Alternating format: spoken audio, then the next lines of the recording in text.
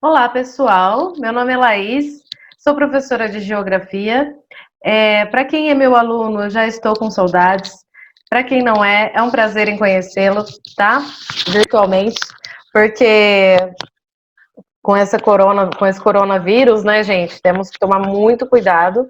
E quero fazer um apelo para todos que estão me assistindo: respeitem a quarentena, tá? É difícil ficar em isolamento social, é sim, é muito difícil. Só que é muito importante, gente. Quanto mais a gente respeitar a quarentena, mais rápido tudo isso vai passar, tá? Bom, apesar da quarentena, ainda continuamos trabalhando, certo? Em home office. Bom, então vamos lá.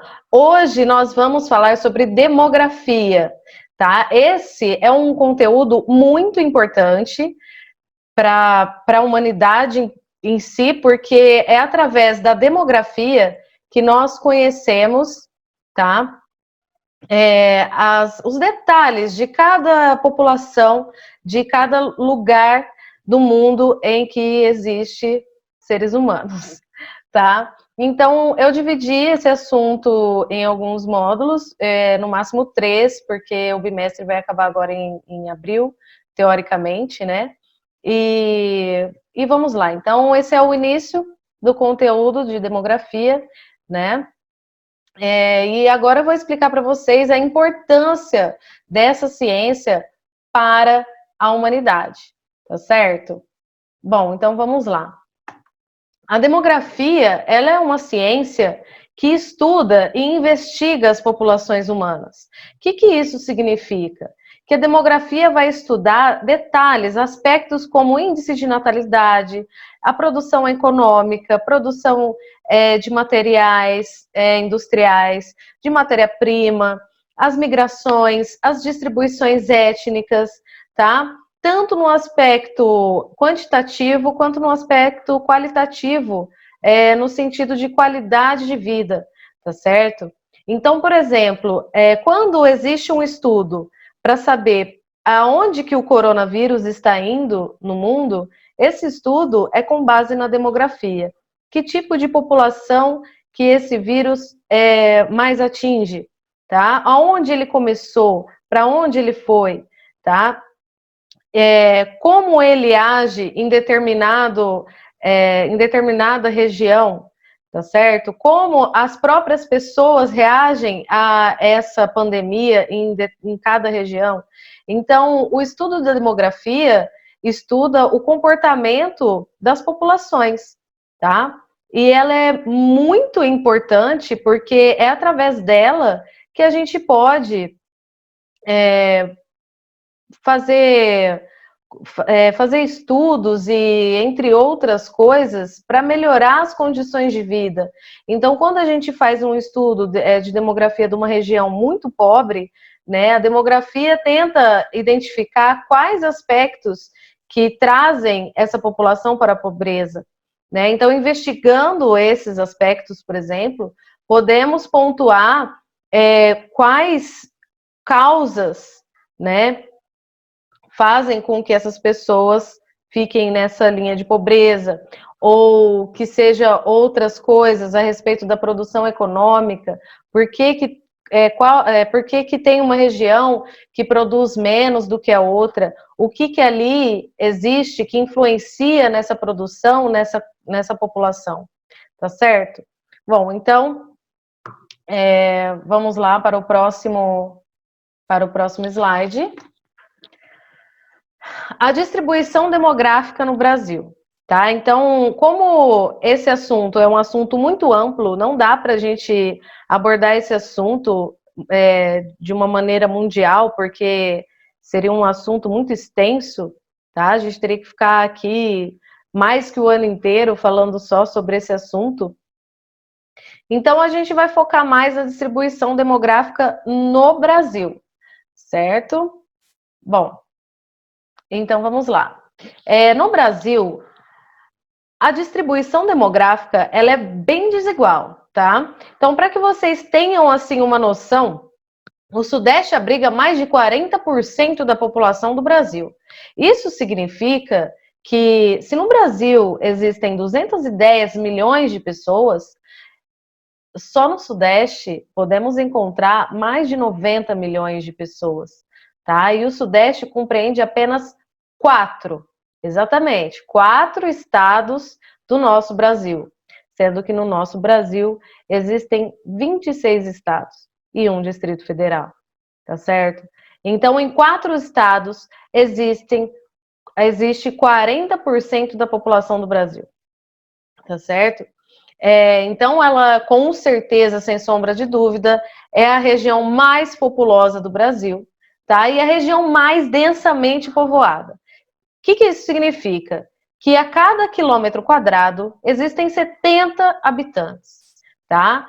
E são várias causas, né, que fizeram com que essa fosse a região mais populosa, mas por enquanto vamos focar em 2 principais, tá? O recebimento de imigrantes, tá? Que começou por volta dos anos 50, tá? E teve esse aumento altíssimo de imigrantes entre as décadas de 80 e 90, tá? E o crescimento vegetativo da população na região, tá certo? Bom, tô aqui falando a respeito de crescimento vegetativo, densidade demográfica, mas às vezes é difícil a gente saber esses termos em geografia, tá certo? Então, eu vou explicar agora nesse slide esses conceitos para que vocês possam entender um pouco melhor, tá? Sobre o que eu estou dizendo, tá? Então, vamos lá. Densidade demográfica é igual à quantidade de pessoas por quilômetro quadrado, tá? Então, se eu tenho 100 pessoas por quilômetro quadrado, significa que aquele lugar é muito cheio de gente, tá certo? Se eu tenho 1 ou 2 ou 10 pessoas por quilômetro quadrado, significa que é uma região bem pouco populosa, provavelmente uma zona rural, tá certo? Bom, crescimento vegetativo. O que seria o crescimento vegetativo? Nada mais é do que a diferença entre a taxa de natalidade e a taxa de mortalidade, tá? Por exemplo, vamos supor que em Serrana, no mês de fevereiro, nasceram 40 pessoas, tá certo? E nesse mesmo mês morreram 30 pessoas. Se a gente fizer 40 menos 30, temos uma sobra de 10, né? Então, isso significa que o crescimento vegetativo em Serrana, no mês de fevereiro, foi de 10 pessoas, tá? Então, o crescimento vegetativo sempre considera a diferença entre a taxa de natalidade e a taxa de mortalidade, tá? Não apenas só os nascidos, tá? Mas considera também as pessoas que morreram, para a gente ter um número exato de pessoas a mais ou a menos que aquela região comporta.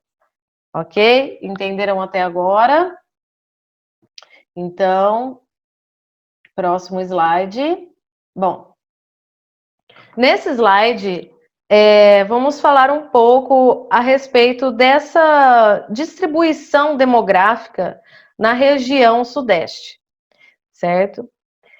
Bom, apesar de ser a região mais populosa, ela não é igualmente distribuída, não, gente.